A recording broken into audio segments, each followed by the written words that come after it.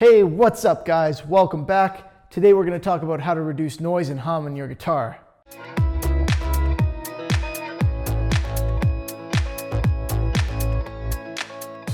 Been a while since we filmed in this setting, hey? So we're getting real close to having this guitar kit done. This is the Solo Music Gear Telecaster. If you haven't been following the series, I suggest you do so. We've done a lot of cool stuff to this. And if you want one of these, check out the link in the description below to pick one up. Just know that that's an affiliate link, so if you do buy one through there, it helps me out. And as I always say, if you don't like me, don't do that. Buy it through somewhere else. But it's still a good kit as far as I'm concerned, so consider checking one out. Anyway, I'm sure a lot of you guys have noticed that on some guitars, particularly ones with single coil pickups, you get a lot of noise. You get a lot of hum when you plug them into an amp, and if you're using higher gain settings, sometimes it is just crazy how much hum and buzz you get. Now, humbuckers can alleviate that issue to a degree, so one way of getting rid of that noise is to switch to humbuckers. But that doesn't always do the trick, and not everybody wants humbuckers. So there is another way to pull this off. One that a lot of guitar manufacturers do to some degree, and I'm going to show you how to do it, I think, the best way. Hopefully a lot of you have heard of this actually. It's electronic shielding. So when you get a typical guitar, what you're going to have is a shielding paint, which is a conductive paint in the cavities to create a shield around your pickups and reduce noise that they can get from interference from various electrical signals, stuff like neon signs and whatnot, or just from being plugged into your amp. Now that paint isn't bad, it's helpful, but it's not the best option. I think probably what we would consider the industry standard is copper foil tape. So you're gonna wanna get some copper foil tape. If I can find an affiliate link for this stuff, I will put that in the description as well.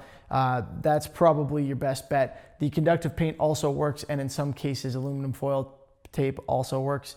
But I've also seen aluminum foil tape that wasn't conductive, so that was a failed experiment. Now we'll cover this more as I go to demonstrate this, but even with the copper tape, there are varying levels, shall we say, to how well shielded your guitar can be. So just taping off the cavities is pretty good. I suggest connecting your cavities to the extent that's possible. I'm going to use some old guitar strings for that. I'm just going to solder them at both ends and connect them. I've also seen people literally solder the copper tape to itself as you go, just to make sure that there's continuity throughout the whole thing. And if you're putting a pick guard on there, it's not a bad idea to tape the back of that as well. I'm not an engineer, so I might get this wrong. I make my living off words, not numbers, but I believe it's called a Faraday cage.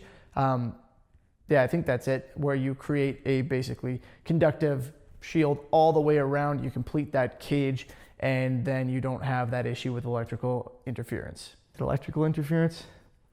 I think so. Anyway, regardless of the math and science and all the engineering terms, the idea is a conductive shield, and let me show you how I do it.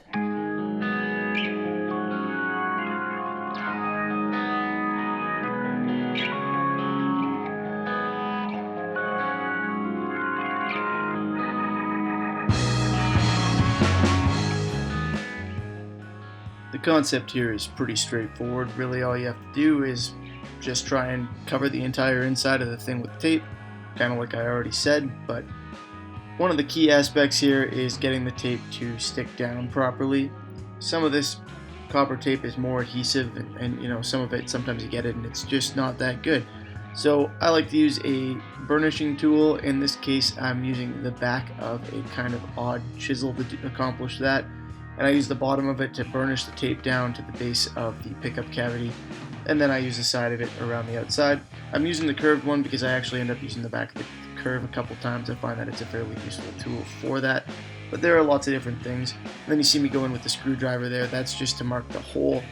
When you tape over the insides of these things, you need to do that. You need to make sure you know where the holes are, and you kind of open them up so that you can put your wires through there, and in my case, a guitar spring that I'm using to connect the different cavities together.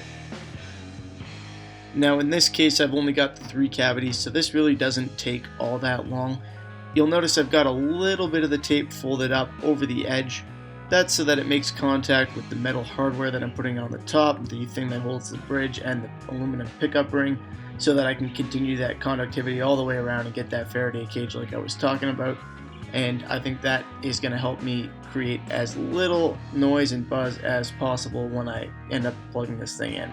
I'm sure this was obvious to everyone, but we're only doing the cavities that get some kind of hardware or electronics. We are not doing the neck pocket. Please don't do that.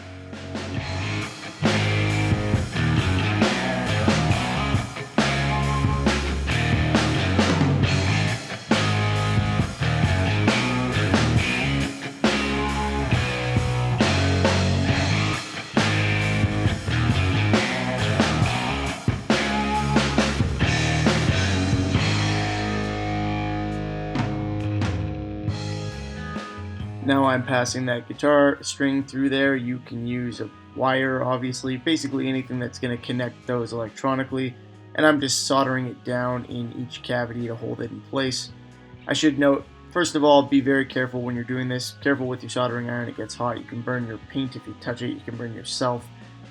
Just be careful. And also, even when you're putting that tape in, you should be careful. It's metal and it's very thin, so there's a good possibility that you can cut yourself with it if you're not, cautious when you're putting it in there. If you're trying to burnish it down with your finger and you catch an edge, it's probably going to hurt. I'm connecting the 2 pickup cavities to the control cavity. Obviously, through doing that, the 2 pickup cavities will be connected as well.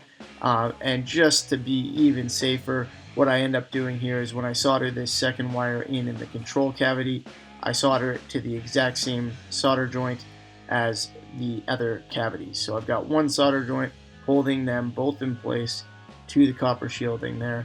You can see they're both in the same spot.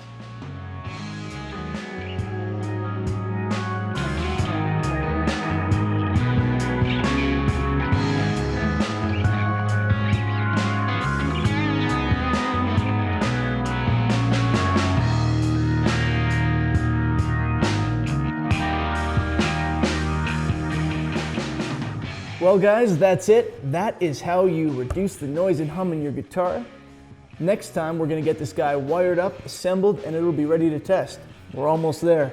So as always, I hope you enjoyed the video. If you did, please feel free to give it a thumbs up. I would appreciate that. And don't forget to subscribe so you can see how this thing turns out. I will see you next time. Have a good one.